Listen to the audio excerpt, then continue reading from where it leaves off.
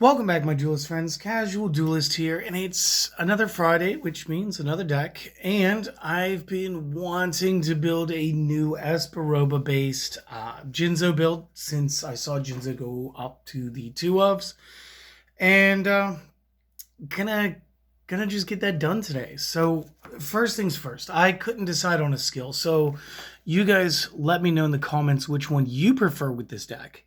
Either it's the Machine Menace, which is the one I was play tested last. It was a little more consistent, it felt. The effect here is once per duel, if your opponent controls a face-up trap card, tribute one machine or psychic monster that you control, then special summon Jinzo from hand or grave. Or it's Jinzo. Jinzo monsters you control are unaffected by your opponent's skill cards, and then once per turn during the main phase, if you control Jinzo, you can look at one face-down card in the opponent's spell trap zone, and if it's a trap card, you get to draw one card. Honestly, I won about the same amount using either one of these. I kind of prefer the Machine Menace a little bit, but not that much. It's Jinzo's just as good. But you guys, take a vote down there in the comments and let me know which one you like better. Moving into the main deck, I did want to keep with the machine theme, so the first thing I started with was 2 copies of Dekoichi, the Battle Chain to the Locomotive. Simple effect, flip, draw 1 card. We don't play Bakoichi, so there will be no additionals. Just a 4-star dark 14x10, not that big, not that small. Next up, to kind of help us out with some of the heavy lifting, Drillroid. A fun little option here. 16 all to both stats, 4-star machine. Great effect here is before damage calculation, if it attacks a defense position monster, destroy that monster. Now, stop, rewind. You will note it did not say face down defense or face up defense. Drillroid says defense is defense, and that's good enough. So face up or down, Drillroid is going to punish that card, and it is going to be a destroy without effect. So again, if it was a face down, what I mean by that is, if, like I attacked a Dekoichi face down, it's going to destroy before the damage calculation, so there's no flip. So the opponent will not resolve a draw 1 there, which is good. Next, since it is the title card of the deck, we got 2 copies Jinzo. Obvious good card. While he's face up on the field, traps cannot be activated. Any traps that are face up on the field currently lose their effects. So like if you're playing up against trap monsters, they become a face up in the back row. They're no longer considered to be a monster card because that's part of the trap's effect. And additionally speaking, like for the most part, traps can't flip up. I know on some of the older video games and stuff, you were allowed to, but like I don't know how well that legally plays. Last monster in our build is going to be 3 copies of Reflect Bounder. And again, this is a really great Esperoba card. And I've loved this thing ever since Magician's Force. Before damage calculation, if this is being attacked by an opponent's monster card and was in attack position at the start of the damage step, inflict damage to the opponent equal to the attacking monster's attack. And if you do the damage, if you do after damage calculation, destroy this card. So it is a very good way to like mirror shot the opponent back with some damage. So again, if they beat it with something like, let's say it's Jinzo versus that, the opponent takes 24, I'll take 17, but maybe I win the game because of that. So maybe they won't declare their attack, or they'll use something weaker like Drillroid that has to attack. I'll shoot 16 at it, they'll take 1 for the recoil, and maybe 17 was enough, so maybe they won't attack that way either. Who knows? That's why it's there. The effect is awesome. Moving into the spell cards. 2 copies Book of Moon. Again, I'm not going to use any traps in the main deck just because of Jinzo's effect. This helps everything in this deck. We can reset the Dekoichis. If something is going to cheese our Reflect Bounder, we can go ahead and book it face down so that we get the best effect out of him.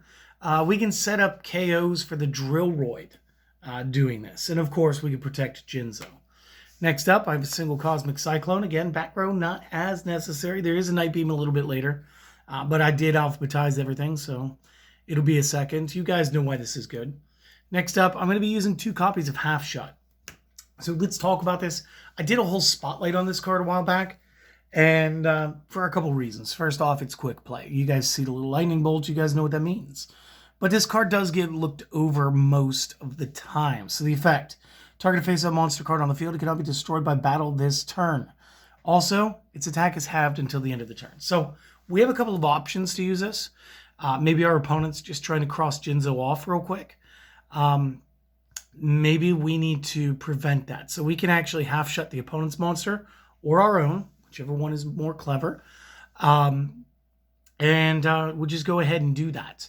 So we can do it to our monster. If our monster is, like, say, in defense mode, we can half shut, then it can't be killed by battle. In the instance of something like Reflect Bounder, maybe the opponent used something like the spell card Earthquake or the trap cards Zero Gravity or Windstorm of Itaqua, and moved all of our cards to defense mode. Half shut doesn't matter then that they're in defense mode. Doesn't matter what their attack stat is. They can't be killed by battle that round, which is going to be really good. Let's talk about one more way half shut can be used. Okay, come here. So we can respond to cards with this. And there's one card in particular that I found during playtesting was a pain in my butt. That card is the Hammer Shot spell card. Because again, my opponent would just start their turn and go, Hammer Shot. You don't got counter traps. What are you going to do? So destroy the attack position monster on the field with the highest attack. Okay, normally that was my Jinzo, but with half shut, I'm able to take him down to 1200 value and also maintain the fact that he can't be beaten by battle. I might take some hit point loss here, but half shot did allow me to dodge that. So maybe that'll help you guys on your tables. I'm not sure, but it's worth noting, right? The rest of the spells, single copy of Night Beam, because again, I like to do a one-on-one with the Cyclone. One of the Offerings to the Doomed, because again, this is Jinzo. We need something else that's going to help us be a little bit punchy. And that really does conclude it. That's like the one of. Jinzo's the two ofs. The books in the Cyclone are my three ofs. So we touched everything the ban list has to offer. And then just for those like silly little slap fights, Shrinks. Now, Shrinks are fun too, because unlike half shut, it does not prevent the monster from going away. But stacks, and it allows every one of our monsters in our deck to relatively go toe-to-toe with most monsters in the game. Okay, so when you're shrinking things and you're using Dekoichi's in attack mode, you just flipped it, you drew your card, whatever. You got the +1 there. You're going to go ahead, you're going to slam into the opponent's directly, probably, because maybe Jinzo's already on the field, or you're going to tribute into Jinzo, whatever. But let's say you didn't. Let's say you had the Dekoichi you attacked. But before that, you had the forbearance, the strategic mind to set a shrink or two. And then your opponent goes ahead and goes, you know what, I'm gonna go ahead, I'm gonna attack the Dekoichi with this. You're like, cool, I shrink your monster. Now Dekoichi is 14, and as long as your card was 2,800 points or less, we're either beating it or tying with it to take it off the field. Just a little food for thought. It's not bad. This is a very fun, casual build to playing around with these guys. And this is just the main deck. I still have a side deck and an extra deck, so go ahead. You guys take your notes and or screenshots. Like I said, let me know which of these two skills you guys prefer in this deck.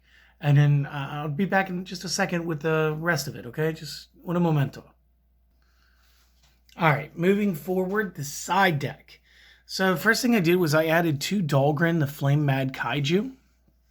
And I'm not 100% loving the zoom. There it is. Kaiju. For 2 reasons, there's 2. Number 1, it makes it a lot harder for your opponent to go ahead and mallet shot you. 2, we have the half shuts, we have the shrinks, we have the book that could put it in 1200 defense. There's a lot of easy outs for this. And oh my goodness, if you get both of them in the same hand, you know what? Just play them both. Play one to your opponent's side of the field, play one to your side of the field. They're both special summons. And then you might as well, you know, do the stuff, do all the other crazy, goofy stuff, cross off your opponent's kaiju, and now you're in a lead with a big old flame dino. Like, who doesn't like that? Next up, 2 copies Lost Wind, because you're not always going to have Jinzo on the field, so some traps are acceptable. And going into games 2 and 3, this does help out, because your opponent's going to get a little more aggressive. They're not going to enjoy the fact that the face mask machine beat them up. Okay, it's just not their favorite thing. Hannibal Lecter, you know, in cybernetic armor coming out. And then last but not least, 2 copies Waking the Dragon. A couple of things, guys. Number one, this does resolve even with Jinzo on the field because it resolves either A, in the graveyard, or B, in the remove from play pile. It does not activate on the field. The effect does not resolve on the field. The effect is not on the field at all. So, we can use Waking the Dragon to play our extra deck with Jinzo on the field. Amazing card. And again, since we have so many quick plays, you can expect your opponent to be dusting off their Night Beams and thinking they're actually going to get somewhere. So let's go ahead. Let's outsmart their outsmarting and play some of these following.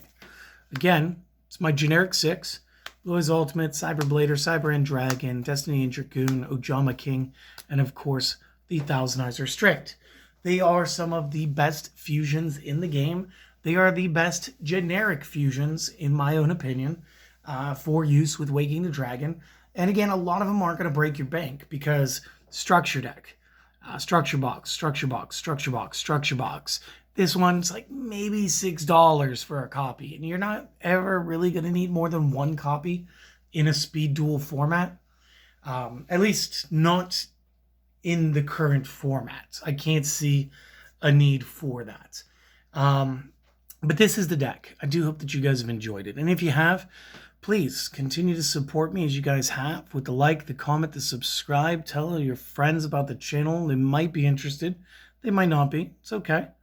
Do the things. Don't do the things. You know what? Do one thing. Guys, go out. Have a wonderful day. Like I said, today's Friday. So we're going to go ahead. We're going to get into the weekend. I got a Speed Duel Spotlight. It's sort of like a future thing. That'll be on Sunday. I got another deck, 3 decks for next week, Monday, Wednesday, Friday type thing. That might be our new rhythm for now. So yeah, enjoy it, I hope. And I hope I get to see you guys next time, all right? See you later, buds.